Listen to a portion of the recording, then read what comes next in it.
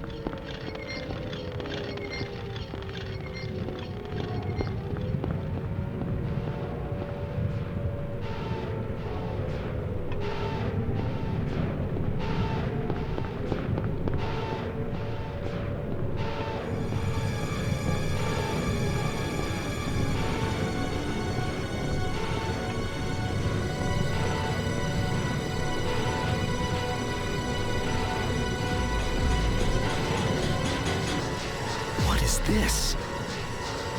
What's going on here?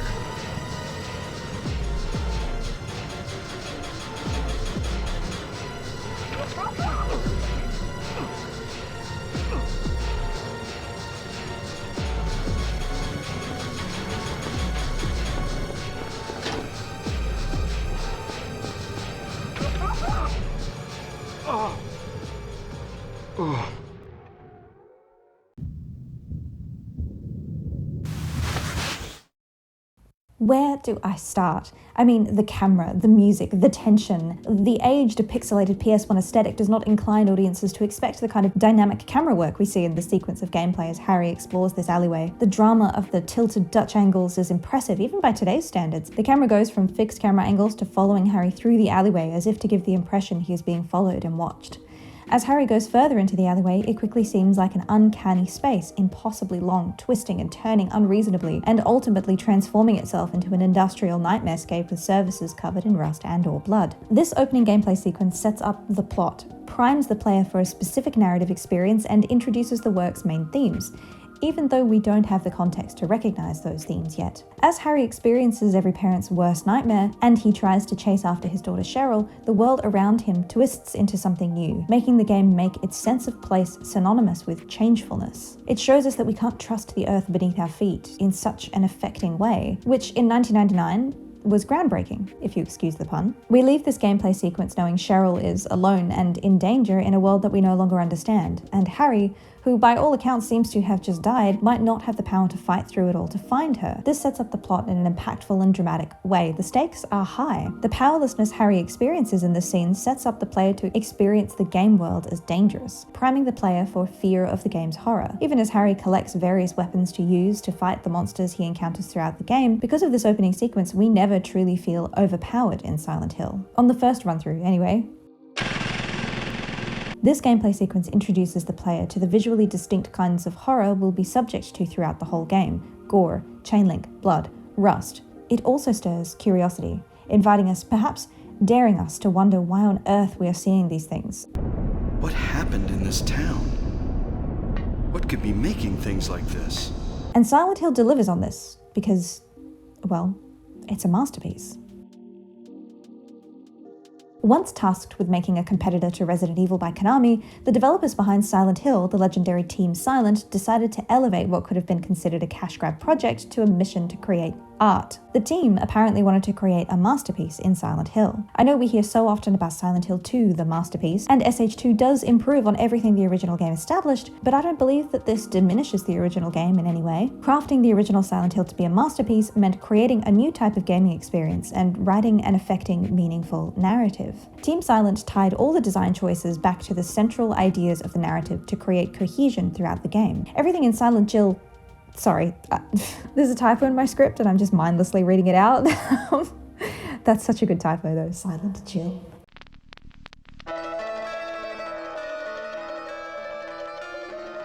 Everything in Silent Hill served a purpose. As much as I love Resident Evil, particularly the first one, don't open that door! It just doesn't exactly have the depth that Silent Hill does. Yes, it does generally explore how bioweapons bad, which is a valid point to make, and yes, the monsters of the game are all anchored to that concept, but there isn't the level of complexity that we see in Silent Hill. Now, I enjoyed both series for very different reasons, so I don't consider it a failing on Resident Evil's part, and I am kind of against comparing the two, but you know, this is the obligatory game development section of the video essay, so I'm contractually obligated to go through these details, but there was an ambition with Silent Hill to do something more. Silent Hill broke ground in offering a cinematic gaming experience to players. The game draws on filmic techniques, in example, as I mentioned, the Dutch camera angles seen in the first level of the game. The game also prioritized visual quality, limiting the draw distance in order to showcase the environment in higher quality. That's how we get the fog. I mention this because it's tradition. I'm not sure that there's a Silent Hill video essay out there that doesn't mention the fog thing. I think I also have to mention how the CG cutscenes were all created by one person who actually slept in the studio and rendered the cutscenes after all the other team members left for the day, and thus we have the holy trinity of things that are said in a Silent Hill video essay. But you've heard all those kinds of things before, and in this video essay I'd like to do something slightly different, to draw on narratology and look closely at the game's themes. Silent Hill stood out from other PS1 titles of the time, and I believe it still stands today as an excellent example of how narrative and gameplay can be crafted in tandem. In academic circles, the extent to which video games can be considered narratively has been a contentious topic. Some people think, you know, there's no point in discussing the narratives of games, or games as narratives. I tend to analyze video games as game texts. I use this term to identify that video games are different media forms from, like, the film and the novel because they require interaction, yet still to recognize that these crafted works are texts. They're usually built around a central idea, and in the case of Silent Hill, that central idea is a narrative one that lends itself to an interesting thematic exploration. Yet, everyone always talks about the themes of Silent Hill 2. There are themes in Silent Hill 1, you just gotta dig a little. Keep picking his pocket. Sometimes you have to dig a little. This was the result of Team Silent's ambition to create a masterpiece instead of just another Resident Evil clone. So let's get into some theory behind how this worked.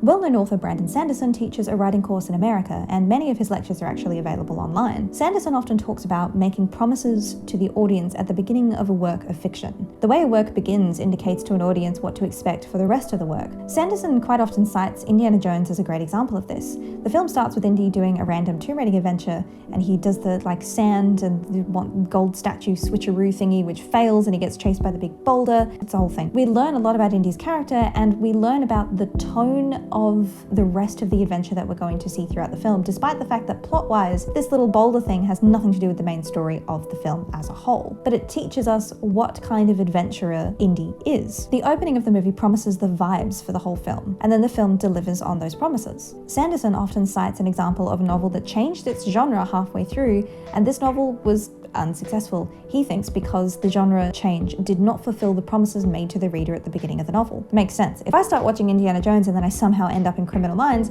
I'm going to be mad and traumatized. Silent Hill's opening sequence makes promises to the player that we will explore the town, search for Cheryl, the world will shift beneath our feet, we'll see shocking and horrifying imagery, and then we will be terrorized by monsters. And the game delivers on this. It delivers on everything it promises in the opening sequence in the alley. It also sets up the key driving question of the narrative, that being, what the hell is going on? What is this?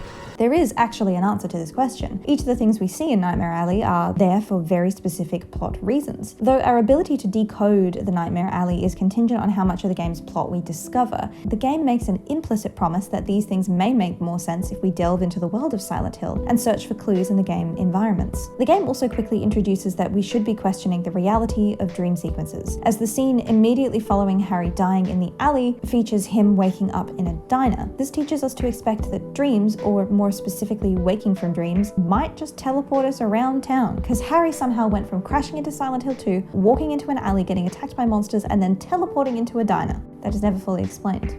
Thus, the game establishes that Silent Hill is likely going to be a very confusing experience, so players aren't as likely to get frustrated 3/4 of the way through the game when Harry passes out, teleports to the hospital, and a local nurse starts dropping lore like she's the new host of Game Theory. When several people connected with developing the town died in accidents, people said it was a curse. We were taught to expect this kind of nonsensical occurrence in the Nightmare Alley gameplay sequence that opened the game. I'm pretty sure Brandon Sanderson would approve of how the game prepares its audiences for the oddities of Silent Hill.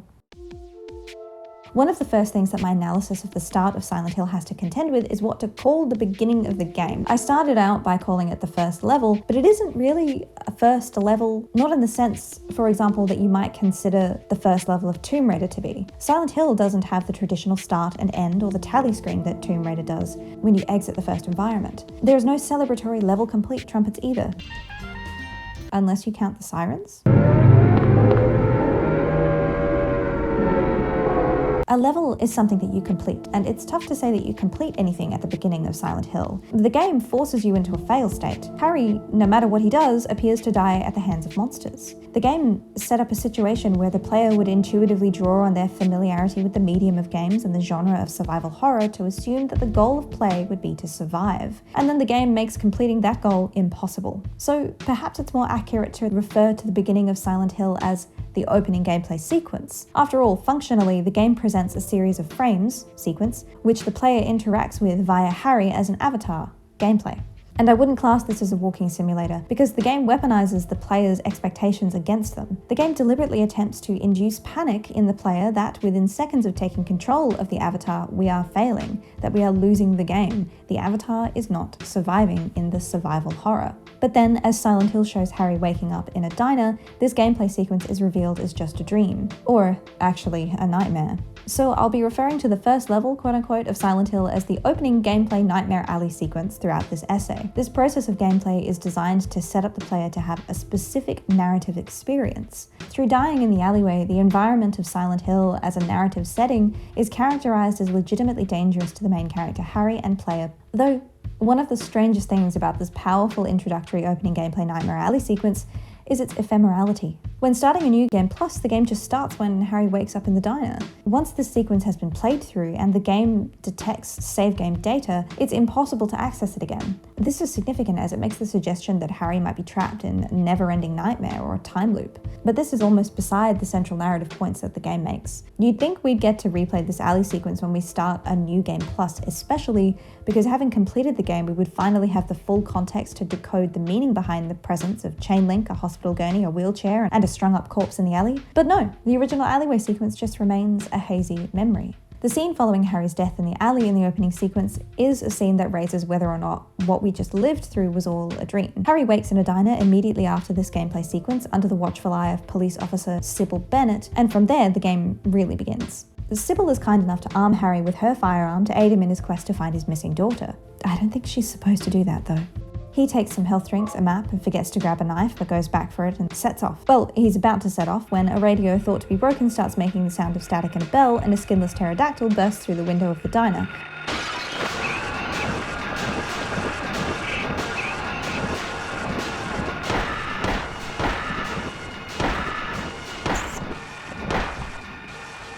This is not a dream. What's happening to this place? After barely fighting off the pterodactyl and picking up this weird radio, Harry then officially sets off to save his daughter. Harry decides the first order of business is to revisit the alley we just died in. That was, after all, the last place he saw Cheryl.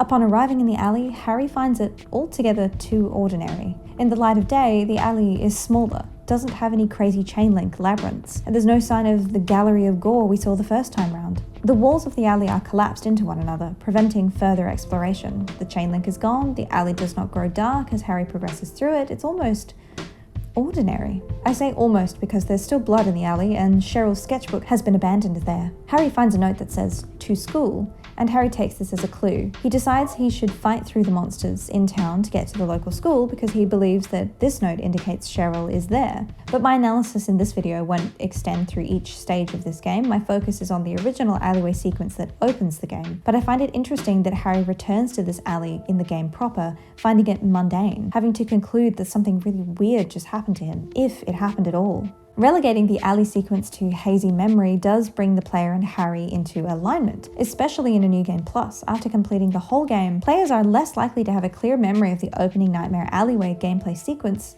Hold on, did I say that in the right order? Opening gameplay Nightmare Alley sequence. That's the one. The game still references the alleyway sequence upon replays, but the player is disallowed from refreshing their memory of the sequence. They, like Harry, only have a distant, hazy memory of what happened when he first arrived in Silent Hill. And by the time Harry revisits the alley, I'm sure he's starting to wonder if it was just a dream. Maybe he imagined it. Maybe the player wonders that too, if they can trust their own memory.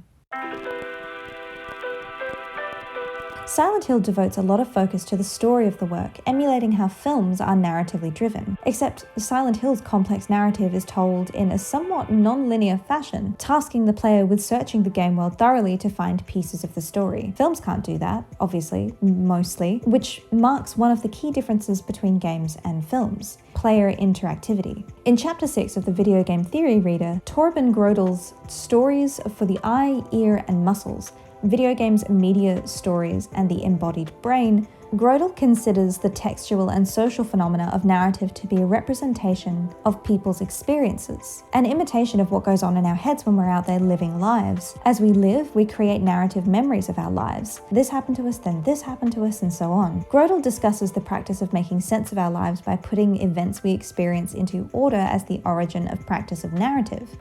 It's very bold of you to assume that some you actually exists. Media that have narratives, books, movies, games, are considered media representation of the brain's story experience.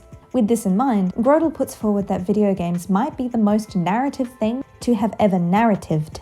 Grodel states, video games and some types of virtual reality are supreme media for the full simulation of our basic first-person story experience because they allow the full experiential flow by linking perceptions, cognitions, and emotions with first-person actions. In other words, in a video game, the audience is transformed into player, an active participant, and the media work is transformed into a ludonarrative object, a program that does story. The interactivity between player and game that is central to the video game format anchors the video game narrative to a real-time experience. Grodel states, "The basic story experience consists of a continuous interaction between perceptions, I see a monster approaching, emotions, I feel fear because I know or feel that monsters are dangerous, cognitions, I think I had better shoot the monster, and an action, the actual motor act of shooting that changes the motivational emotion fear into relaxation, assuming that the monster was defeated." Video games enables more immediacy to the chain of cognitive events described here than in any other medium. For example, the same sequence in a film is not experienced with that panic, like, I have to do something because there's a skinless dog in my face. Grodel reveals how narratives emerge from the process of gameplay. But what I think makes Silent Hill masterpiece-like is how the emergent narrative and the overarching narrative written to be in the plot of the game work together cohesively, creating, if you will, ludonarrative cohesion. You may have heard of ludonarrative dissonance, a term coined by Clint Hocking and used to describe when a game text, gameplay, and narrative are clashing with one another. But I would diagnose the first 3 Silent Hill games with the opposite condition. Combat, exploration, and narrative all work together. And I believe that this opening gameplay Nightmare Alley sequence exemplifies this. In Silent Hill, the player is required to interact in order to access the narrative. Silent Hill is difficult to understand, generally. Like, Silent Hill was the Who's Lila of 1999. Please, I beg you, let me back in. Part of this is by design, with the game's deliberately ambiguous use of difficult to decode dialogues between characters. You must follow the path. The path of the hermit concealed by flowers. What? As crucial plot details being hidden in out-of-the-way locations in the game world, with multiple optional side quests that the completion of which fills in details of the plot.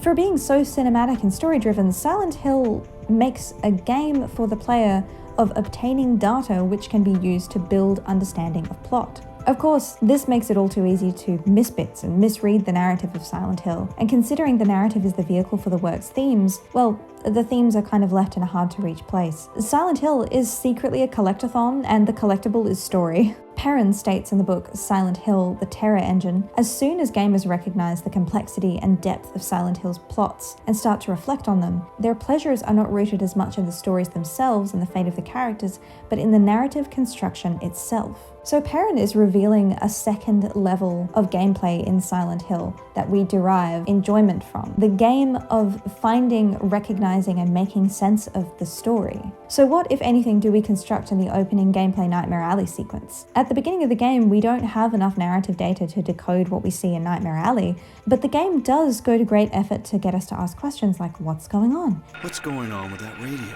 And what does it mean? And why?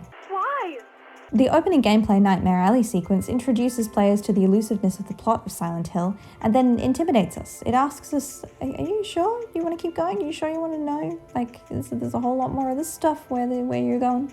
But something incredibly interesting happens if we do keep playing, if we do collect the narrative data, if we do solve for X and figure out why things happen. The Silent Hill narrative acts as a vehicle for the themes of the work. Once the details of the plot are revealed, we can get to work on extrapolating the themes and the main message of the game. And this is something that I think is overlooked quite often for the first Silent Hill. Only by fully exploring Silent Hill and getting to the end of the game can the opening gameplay Nightmare Alley sequence be fully realized. All of this is to say, I need to do a detailed plot recap of Silent Hill in order to conduct a comprehensive close reading of the first level of the game that reveals its full genius, but by doing a plot recap, I'm kind of skipping over an important part of the narrative experience, and even the gameplay experience, which is for audiences to engage in the construction of the narrative through dynamic gameplay. But paradoxically, we need to establish a shared understanding of the work in order to decode and analyze the opening gameplay sequence. So, I suppose I'm kind of doing a spoiler warning. I will be providing a summary of the relevant plot information. I'm going to attempt to organize all the things we can learn throughout Silent Hill, but I'm not really going to present them in the order in which we make these discoveries through gameplay, mainly because that takes too long. Like I've tried writing that script and it's not done. So the summary I'm about to provide is rather streamlined. Now, Without much further ado, once Harry Mason crashed into the town of Silent Hill and his daughter Cheryl disappears, he goes in search of her. Harry explores the strange town, following ominous clues such as the tattered pages of Cheryl's sketchbook and notes written around town in blood. Following cryptic clues, Harry visits the local school, the hospital, the mall, the sewers, the lakeside amusement park, the lighthouse, and finally a place simply referred to as Nowhere, in his search for Cheryl. Harry fights monsters, solves puzzles, and suffers through the enigmatic dialogues of strange characters he meets throughout town, all the while maintaining the faint hope that he will find his daughter alive. Even as the world around him shifts into a twisted nightmarescape, Harry refuses to give up. Harry discovers a dark conspiracy is at work in town that is behind all of the strange things he sees. It started with the owner of the local antiques shop, Dahlia Gillespie, and her interest in religion. She actually is the leader of a local cult that other prominent figures in town, such as the director of the local hospital, Dr. Kaufman, are part of. Dahlia appeared to be the central personality that this cult was based around, and her belief that there was some kind of reality-altering god shaped the cult. 7 years prior to the start of the game, Dahlia was subjecting her young daughter Alessa to abuse. Alessa's teacher, Kay Gordon, noticed the signs of physical and emotional abuse and, according to Silent Hill 3, intended to take legal action about it. Alessa was also being bullied by her classmates for being a quote-unquote witch. But despite what the Silent Hill movie may try to convince you, Alessa is not a witch, nor is she the devil, and in case you're watching this, Christoph Gans, Silent Hill 2 is not a love story. But anyway. Anyway? What do you mean, anyway? In the eyes of the townspeople and other children at her school, Alessa is marked by difference by her mother's fervent interest in deliberately unnamed and unspecified religions and spiritualities. The specifics of the religion Dahlia practiced was not important to the narrative, but her behavior, her mistreatment of her daughter, and her criminal activity was. To avoid demonizing any particular religion, Silent Hill, as a text, showed Dahlia's religion through a higgledy-piggledy of references to religious and spiritual symbols and practices. Dahlia's fanaticism is the focus of the narrative and not the religion itself. This is something that is misunderstood in later installments of the series, especially as they attempt to flesh out the doings of Dahlia's cult. And the thematic purpose behind Dahlia's cult plotline kind of gets lost. It is implied that Kay Gordon was murdered by the cult as a result of suspecting Dahlia of abusing Alessa and looking into Alessa's home life.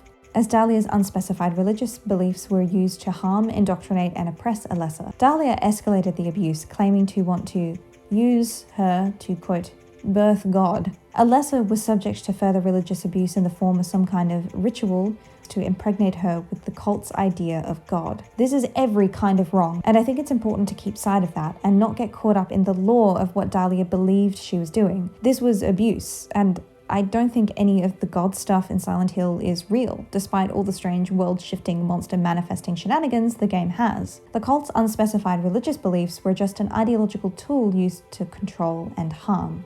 During the ritualistic abuse, the boiler in Alessa and Dahlia's house exploded, and Alessa was horrifically burned, but she did not die. Some magic shenanigans may have happened in this process. There are a few ways of looking at what happened there.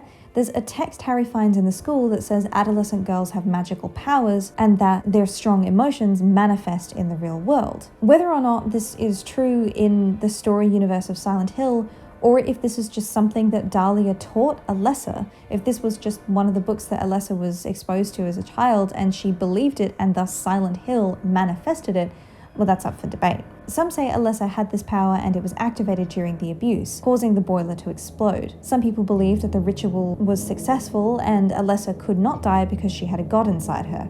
Instead, I subscribe to the theory that the special thing about the location of Silent Hill is that it manifests whatever an individual believes in their mind, as I mentioned in a previous video. So if Alessa was raised on religious texts and occult lore, Alessa would have believed she had this power to manifest her strong emotions, and thus it manifested during her trauma. And Alessa probably believed what her mother said about the god thing, and it may have manifested as a result. But regardless of how you explain the Alessa boiler situation, the whole thing didn't go as Dahlia planned. At the moment of trauma, Alessa managed to split her soul in half.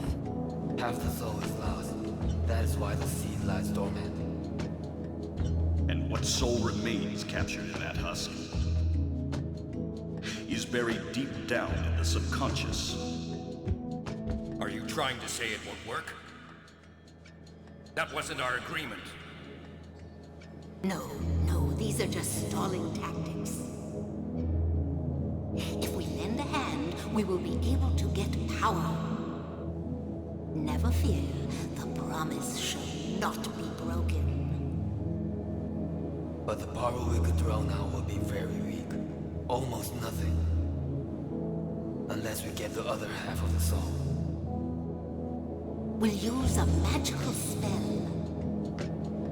Feeling this child's pain, it's sure to come. But that will take time. This half manifested as a baby that Harry and his wife would discover on the outskirts of town and adopt to raise as their own. Dahlia says that this would prevent the birth of the cult's god and that they would have to wait for the return of the other half of Alessa's soul to complete whatever they were doing. Dahlia and Dr. Kaufman then faked Alessa's death and held her captive, perpetually suffering in a secret room in the basement of the hospital. For the following 7 years, Alessa would neither heal nor die. She was trapped in the state and in the moment of the worst trauma of her life that was inflicted upon her by her mother and potentially others. When Cheryl and Harry arrived in Silent Hill, Cheryl disappeared almost instantly, as she was at this moment reunited with Alessa, becoming one soul again. But Alessa was still physically trapped somewhere. Where exactly, I am not sure. Alessa, though, had learned to astral project her spirit around town. I've never been in astral projection before. And this was the figure Harry saw as he swerved off the road, and this is also the figure he sees appearing around town as he explores. Alessa, in astral projection form, is actively trying to work against Dahlia and her cult. She is trying to prevent the birth of the evil god that Dahlia believes existed. And again, I tend to interpret this plot as because Delalia. Because Dahlia believed that abusing Alessa would result in the birth of this god, Alessa was traumatized by this ideology, and it's likely this trauma that is being reflected in the real world. Because as we know, anyone who shows up in Silent Hill gets the things from the deepest, darkest depths of their mind paraded around town. Yet, in Alessa's case, it's the experience of her suffering, being abused, being bullied, being burned, that's manifesting around town. The world itself starts to reflect what she lived through. That's why we hear sirens as the world shifts.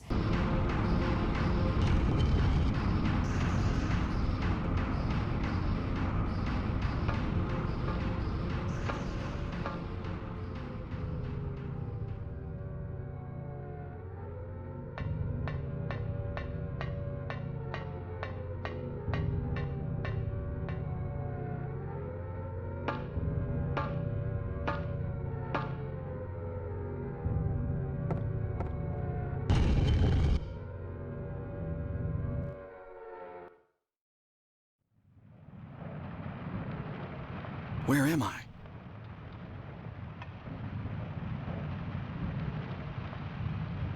Have I been here before?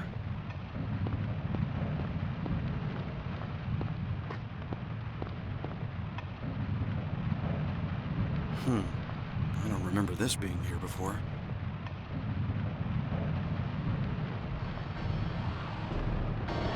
Because Alessa heard sirens when her house caught fire after the explosion. It's why everything turns to chain link. The hospital basement is industrial looking, full of machinery and chain link. The monsters manifesting around town reflects her interests and fears. Dahlia manipulates Harry into using a magical object to cancel out Alessa's power so she can attempt to finish what she started 7 years ago. But Harry, realizing his mistake, attempts to save Alessa and defeat Dahlia. There's also a side quest about a magical plant that only grows in Silent Hill that can make illicit substances, or a magical elixir that no one can pronounce consistently that seems to have some kind of exorcismal power, which can be used to save the police officer Sybil Bennett from a thing and help in the final boss battle. But it's optional and not really relevant to this video essay, so I'm just going to brush over that and move on. In the final boss battle of the game, the god Dahlia imagines emerges from Alessa, and Harry kills it. Alessa uses the last of her power to make herself reincarnate, and Harry, ever the dedicated father, rescues the new baby and flees Silent Hill. Okay, so now that the story is all organised, we can get into the analysis. I swear, every time I go in to summarise the plot of Silent Hill, I think, I can summarise this efficiently, 2-3 paragraphs tops. And then suddenly I'm 1,000 words deep and desperately trying to explain that we need to look at Alessa's abuse as central to the plot and not whatever Dahlia believed to exist. Too much focus on the cult lore has audiences completely overlooking Alessa's pain, which, like the entire world, literally, of Silent Hill is trying to bring to our attention. But I digress. I'd like to note that as Harry explores Silent Hill and he watches kind of normal locations get twisted into dark, menacing, blood and rust-covered chain-link versions of the world, he recognizes this as nightmares invading reality. This whole town, it's being invaded by the other world. By a world of someone's nightmarish delusions come to life. Little by little, the invasion is spreading, trying to swallow up everything in darkness. We know that it's Alessa's nightmares that are manifesting in the real world, most likely due to the ancient power associated with the region of Silent Hill. We also know, by covering this plot, that it's Alessa's trauma that shapes the nightmares that she has that gets manifested in Silent Hill. Later on, the same thing happens with, spoilers for Silent Hill 3, the same thing happens with Heather in Silent Hill 3. And, spoilers for Silent Hill 2, in James's case as he visits Silent Hill, his darker innermost thoughts get reflected in town. The thing that Silent Hill does is take whatever is inside someone's head and puts it in the real physical world in front of them. This doesn't mean that Dahlia's god is real, she just believes it to be real. And because of the religious abuse that Alessa suffered at Dahlia's hand, Dahlia's vision of God is likely something that traumatized and haunted Alessa, and thus the town is manifesting how Alessa was traumatized by Dahlia's ideas. Not that the god really existed. I do not think... It doesn't exist. I'm telling you, I know it sounds crazy, but the god doesn't exist. Now, armed with a full rundown of what exactly happened in the first Silent Hill game, we can start decoding what was happening in the opening gameplay Nightmare Alley sequence. I'm going to do a close reading of the opening gameplay Nightmare Alley sequence of Silent Hill and analyze each element of the sequence as we go. Technically, I'm supposed to do a close reading and then do the analysis part, but let's take a walk on the wild side and weave analysis into the actual close reading, because that's the kind of chaotic academia that we do on this channel. Alright, let's go. Let's Smuggling, go! gambling, As Harry and Cheryl crash-landed into Silent Hill, Cheryl, being the other half of Alessa's soul, was drawn deeper into Silent Hill. Through this sequence, though we can't tell this on the first run of the game, is when Cheryl and Alessa actually reunite into one soul. That's why Cheryl disappears. This also seems to be the catalyst for the spread of Alessa's nightmare. When Cheryl and Alessa become one soul again, it seems that Alessa gets a magical power boost. She becomes Super Sailor Moon. This power boost seems to cause her internal experience of suffering to be externalized and manifested into the physical world around Harry. The transformation that Nightmare Alley goes through from concrete to chain link can also represent the transformation occurring with Alessa as she gets the other half of her soul back. This, let's remember, is exactly what Dahlia has been waiting for. She believes this will further her evil agenda, and given how the world is suddenly decorated in blood, but Harry doesn't have context for any of that. When Harry follows Cheryl into the alleyway, he comes across 4 main odd things: some gore, a wheelchair, a hospital gurney, and finally a crucified corpse. As he discovers these things, the world around him changes. I will analyze each of these things in detail and connect them back to the plot of the game and the thematic ideas that they represent. But first, I'd like to consider the process through which the player functionally discovers these things, with Grodel's ideas about embodying an avatar in a game and moving through the game world being the most narrative thing to have ever narratived as a context for this analysis. What is the emergent narrative of the Nightmare Alley sequence? Is the Nightmare Alley sequence essentially a walking simulator? Again, I don't think so. Should we consider the process of walking down the alley different from discovering the symbolic things in the alley, such as the wheelchair? In the Handbook of Narratology, Marie-Laurie Ryan has a chapter entitled Space, in which narrative space as a concept is explored. The setting for a story can be considered a narrative space, and our understanding and imagining of that narrative space is informed by the design choices creators make. So, we understand Silent Hill as a small town due to the way the buildings are organized, the textures that are applied to those buildings, in addition to the narrative information we might get from the cover of the game, and, if you're old, like me, the game manual that you find in the game case. The opening gameplay Nightmare Alley sequence adds a layer of complexity to this small town setting narrative space by breaking the expectations of normal physical reality that we know in our world. It sounds kind of obvious to say, though, because we know Silent Hill is a horror game, and so we kind of expect something strange and scary to happen because of our familiarity with the horror genre. But I'm here to comb over the details of how Silent Hill functions as a game text, so it had to be said. It gets really interesting, though, when we start considering the segments of the opening gameplay Nightmare Alley sequence. Ryan breaks down narrative space into smaller segments, giving us the concept of spatial frames. Ryan states spatial frames are shifting scenes of action as they may flow into one another. I think we can consider the different areas of the opening gameplay Nightmare Alley sequence as a series of spatial frames that the player moves through. As Harry moves through the alley, he moves through frames of space that have a central focus, the first being the gore, then a wheelchair, a gurney, and finally an unidentifiable crucified corpse. Each of these spatial frames are designed to create a specific horror experience for the player and contain narrative information that foreshadows the plot, showcases the themes of the text, although plot information is required to recognize, decode, and understand the themes. At the end of the Nightmare Alley sequence, Harry is attacked by monsters and killed. I would consider this an event. Ryan states that events are changes of state that affect individuated existence, which are themselves bodies that both occupy space and are situated in space. I think Ryan's kind of saying that events are when something is changed. In a literal sense, Harry's state changes from alive to not alive, while the player's state changes from success state of surviving in the game to fail state. Snake, are you okay? Snake? Snake? Losing the game, as Avatar died. I'm dead? No, I don't want to be dead. Yet, this was just the game pulling a mean trick, as Harry wakes up in a diner, as we discussed. The true change of state that comes out of the event of the opening gameplay Nightmare Alley sequence is that Harry, and by extension the player, are now operating within different rules for reality. We're operating within Silent Hill's strange dream logic rules,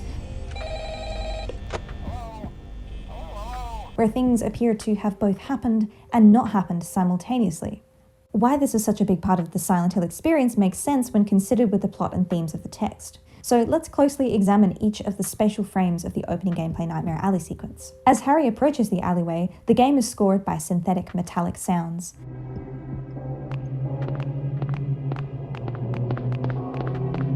As Harry passes through the gate marked with a "Beware of Dogs" sign, he stumbles upon a gruesome scene. There's blood over the ground and walls, along with what looks like the skin of an animal. Harry can't identify what the gore is, and neither can I, but perhaps this is the dog we were supposed to beware of? And if that is the dog, then the presence of its remains suggests that we should be afraid of something much more fearsome than dog. There are claw marks and circular splatters of blood on the wall, suggesting that the creature was thrashed by claws and shoved violently against this wall repeatedly. Gruesome. The threat of physical harm and body horror is ever present in Silent Hill, likely referencing Alessa's physical suffering. Upon entering the alley and passing the gate labelled "Beware of the Dog," a siren is heard in the background.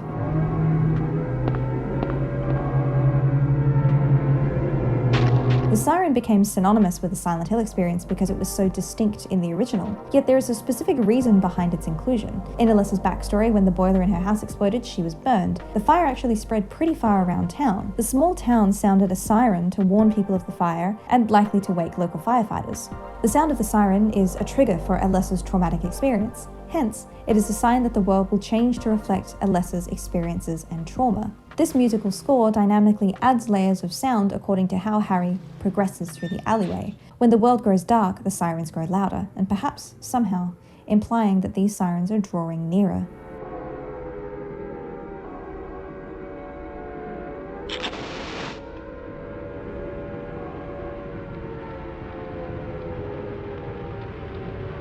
Harry continues on, and just after darkness falls overhead, he comes across a wheelchair. The wheelchair, which as a mobility aid should be a symbol of independence, ease of access, to Alessa is a symbol of loss of agency. Alessa was likely placed in a wheelchair and transported around the hospital by abusive figures such as Dr. Kaufman. The wheelchair is a symbol of how the abusive figures took control of Alessa and her movement. In the alley sequence, Harry specifically notes that this wheelchair is broken. The text, along with the positioning of the wheelchair against the wall, with one squeaky wheel still spinning, implies that the wheelchair was pushed at high speed and crashed against the wall. The impact likely broke the chair. These elements at work within this tableau implies movement, implies a narrative in which someone was moving the wheelchair in an unsafe, abusive way. This wheelchair is at work telling the story of Alessa's experience of institutional abuse within the hospital, which was an extension of the abuse she suffered at the hands of her mother Dahlia.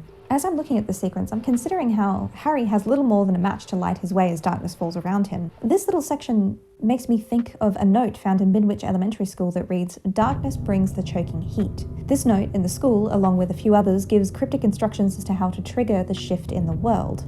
This darkness seen here in the alley and referenced in the note is a trigger. I believe that this darkness is likely representative of the smoke that Alessa saw when the boiler in her home exploded and was quickly followed by the choking heat of flames. This darkness reminds us that where there's smoke, there's likely fire. Or as the intro of this game says, fear of blood tends to create the fear for the flesh. This ominous quote at the beginning of the game might be a little strange, but when read in context with this opening gameplay Nightmare Alley sequence and the notes at the school, it becomes clear that it is referencing the concept of triggers. Alessa's traumatic experiences stayed with her, and thus, when triggered, she relives that trauma. But in Silent Hill, that relived experience is not limited to Alessa's psychoscape and becomes visible in the external physical world. Next, Harry sees a body on a hospital gurney covered by a sheet. The white sheet is stained red, suggesting wounds and violence. As Harry approaches the gurney, moths swarm the flame of his lighter. Where the wheelchair told the story of abuse, this hospital gurney tells the story of death. Dahlia and the hospital director, Dr. Kaufman, faked Alessa's death and hid her in the hospital's basement's basement. After the fire, Alessa was dead to the world.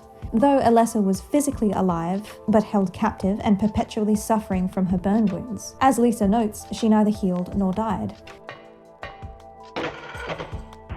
What is it? Still has an unusually high fever. Eyes don't open.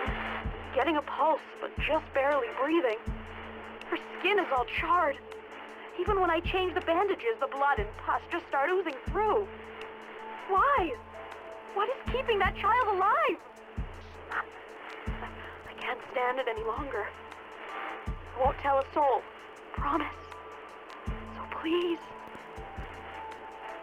She should have died from the kinds of injuries that she sustained, but it seems she was kept in a kind of horrific state of limbo. I believe that the blood on the sheet of this hospital gurney represents the continued suffering that Alessa went through after her alleged death. The hospital sheet covering the patient on the gurney is doubly significant, representing the trauma of the fire that nearly killed her, the mistreatment at the hands of the hospital staff, and how Alessa was silenced, and the fact that she survived was covered up. The wall of the alley behind the gurney is also chain link. We saw a few gates before this point, but the wall behind this gurney is the first glimpse of the normal walls of the world being replaced by chain link. This represents the environment that Alessa was held captive in the basement of the hospital. Harry follows a trail of blood through the alley and more walls become chain link. Wait, hold on. Hold on.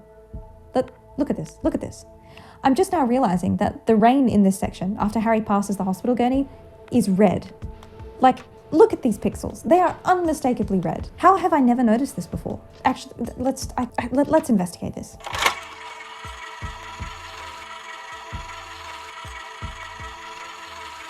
Okay, so Harry enters the second half of the alleyway and lights the match.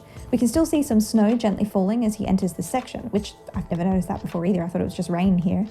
There's a definite overlap between snow and rain, but sure enough, if we look close at this footage, the rain was actually red the whole time. That's so disturbing. Oh, also, I've been through this footage over and over again. How am I still noticing new details? This red rain also probably connects back to the quote at the beginning of the opening cutscene. I have a feeling, is it raining blood in this alleyway? Does the rest of the game, because it rains in other sections of the game, does it also rain blood later? Let's have a look. That doesn't look like blood rain, does it? No. It's just raining blood in this nightmare alley. Oh my goodness. Well, anyway. Anyway? What do you mean? There's a gate on the side of this alley which, when you attempt to open it, gives a very hefty metallic thud, an intimidating sound that lets you know there's no escape. As Harry passes the wheelchair and the hospital gurney, discordant, percussive synth sounds start rhythmically blaring. These sounds punctuate the world's transformation into a metallic, industrial, rusted environment. Composer Akira Yamaoka gives us the sound of rust and blood. As Harry explores further in this alley, a new layer of sound is introduced. Electronically produced high-pitched strings fade in over the percussion.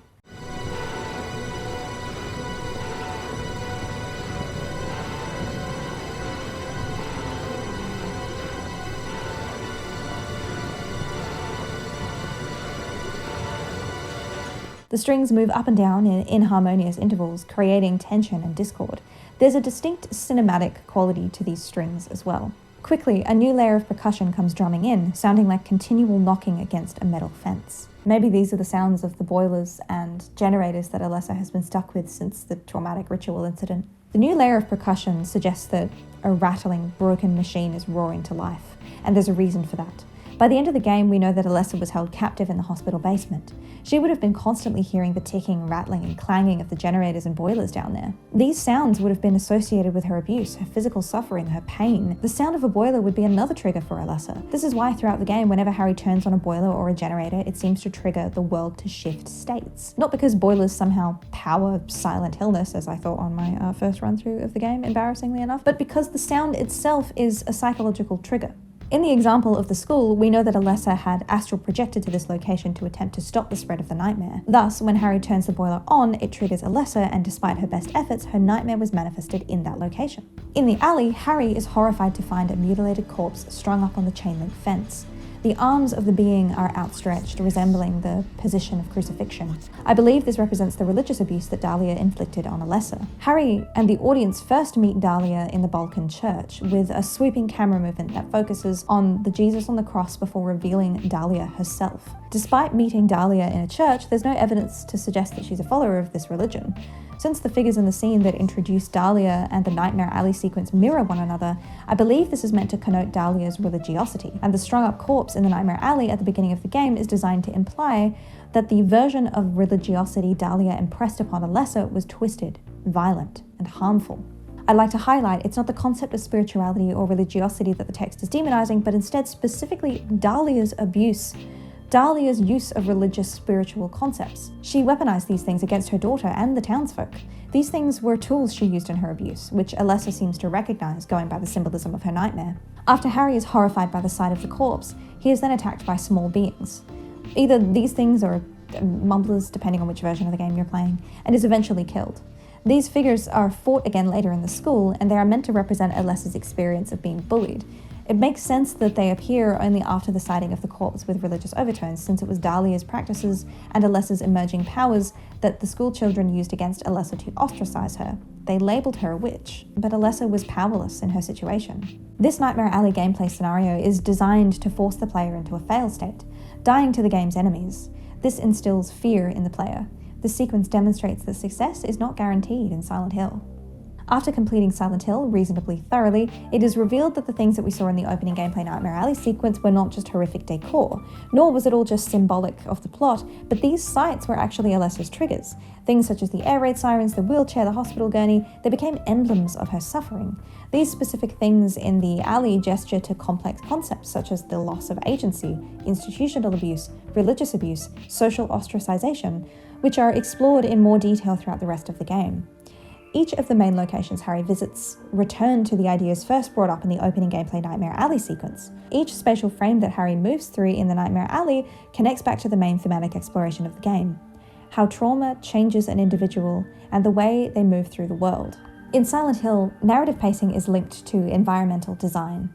The way we move through the world as we navigate the obstacles designed into the levels sets the pace at which we make progress and collect narrative data in the game. For instance, as Harry explores the school looking for his daughter, locked doors slow progress as they require the player to find keys and/or engage in puzzle solving. The levels are designed with optional areas too, areas that aren't necessary to visit to complete the game, but these areas always provide data that inform the story. For instance, the architecture of the so-called Otherworld carries metaphoric story information. The design informs the way Alessa experiences the world as a result of the abuse that she suffered and the effects of trauma. In the opening sequence of the game, we get a streamlined version of this experience. The narrative pacing of the Nightmare Alley is very fast, as Harry travels pretty much in a direct line through a concrete alley into a chain-link one. I heard a sound and it scared me. Yet the presence of the locked gate and how Harry is eventually trapped inside the alley hints at the future level design that through presenting obstacles and spectacles will control for narrative pacing, and thus narrative experience.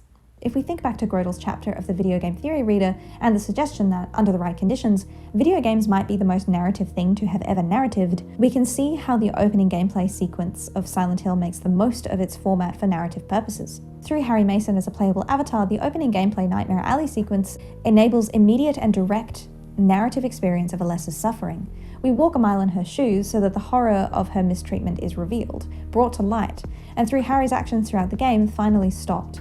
In the original Silent Hill, the player is subject to borrow Grodel's turn of phrase, the full experiential flow of the character Alessa's trauma and the effects this trauma had on her embodied lived experiences, her sense of self, her narrative memory. These are things that are usually highly personal and difficult for others outside of the self to access and understand. The plot conceit of the inner world being manifested in the outer world of Silent Hill is used as a vehicle for the exploration of Alessa's psychoscape. Throughout Alessa's young life, she had been forced into silence about the abuse she experienced at the hands of her mother, Dr. Kaufman, and the cult, but throughout the game of Silent Hill, Alessa's silence is broken. Harry discovers the abuse and observes the devastating personal impacts of this abuse. What gets overlooked in the original Silent Hill is its rich thematic exploration of the effects of trauma. Silent Hill, as a text, makes visible and loud Alessa's silenced and hidden experiences. Abusers such as Dahlia and Kaufman cannot hide their abusive criminal acts, as the world itself manifests the proof. Abuse can be a very isolating experience, yet in Silent Hill it becomes a shared experience, and the horror, the wrongness, the injustice of people being made to feel this way becomes very obvious, and thus undeniable. One of the mechanisms of Dahlia and Kaufman's abuse was how they isolated and hid Alessa. Making what they were doing visible starts a chain of events that eventually disables them from wrongfully exerting power over Alessa. The breaking of silence around horrific abuses is one of the steps toward justice. Albeit this game's rendition of justice is very video gamey, with Harry shooting a supposed god. But actually, now that I think about it, this god is merely an idea that Dahlia forced upon Alessa in the process of that abuse, and Harry helps Alessa destroy this idea. Alessa's efforts as an astral projection trying to stop the spread of the nightmare and outwit Dahlia is the start of Alessa deconstructing Dahlia's abuse, and Harry helps her defeat the harmful ideas that Dahlia impressed upon her. To bring the discussion back to the opening gameplay Nightmare Alley sequence specifically, I believe it's the best first level ever because not only is it on its own an effective and terrifying gaming experience, but it is a load-bearing sequence for the narrative structure. Then, the more that you dig into the plot and the overall text's themes, the richer and more meaningful that opening gameplay Nightmare Alley sequence becomes. Yet, the game is brave enough to leave the player at risk of forgetting this sequence, letting it become a hazy, imprecise memory. The very dreamlike unreality that Harry experiences in his search for his daughter is simulated in the player's mind as they try to recall the start of the game and ask themselves, did that really happen? Did I imagine that? Did I dream it? But the haunting imagery of this opening gameplay Nightmare Alley sequence connects so strongly to the end result of the plot that it might just resonate hauntingly in the mind. The opening gameplay sequence of Silent Hill presents a thesis statement for the game. We learn the playable character's goal and motivation to find his daughter. We see an oddly deserted town turn into a hellish nightmare before our eyes and have to wonder why and how this happens. The opening establishes a pattern for the sequence of events that the rest of the game will emulate. Harry is introduced to a new location, finding it odd and disturbing, and the more progress he makes, the more the world will corrupt around him and present horrific imagery. The player could then be motivated to try and understand the strange and horrific things they have seen in this opening sequence, prompting the player again to ask, what does it mean? And as we've explored, everything does have a meaning. Everything we see in the opening gameplay Nightmare Alley sequence does tie back to the themes of the game in meaningful ways. The first level of the game showcases the entire journey they're about to go through in Silent Hill in microcosm. We watch as the world around Harry shifts. We see key icons that represent Alessa's suffering, although we don't have the context to understand them yet. The alleyways turn from brick and concrete into rusted and bloody metal, and chain link establishes the aesthetic for the whole game. I'd also like to note that this first level was so visually strong that its concept and camera angles were copied directly into the Silent Hill movie, and to be honest, that's probably the best thing about that movie, and it's kind of downhill from there. But it's been ages since I've seen it, so I'd have to watch it again to fully criticize. Well, that's about it from me on why Silent Hill has the best first level ever. I'd like to thank my friend Hugh for helping me capture footage of the video games for these essays. Oh, I'm in this one. I think I'm recording. Okay. I've learned that there is a hotkey for reset. Are we stuck? Oh no.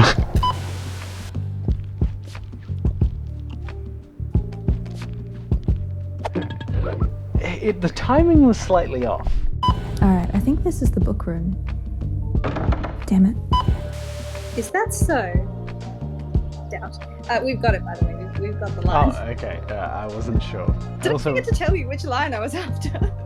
Well, yeah, I did. I was just recording. Very bold of you to assume that some you actually exists. Who's Lila? She's a Tumblr user. Game solved. New PB for solving Who's Lila, sub 8 hours. When did I turn the radio off? Fade. Fade. Fade away. Fade away. You're meant to fade away. Why is this game scary? Isn't that the whole video? Keep picking his pocket. Sometimes you have to dig.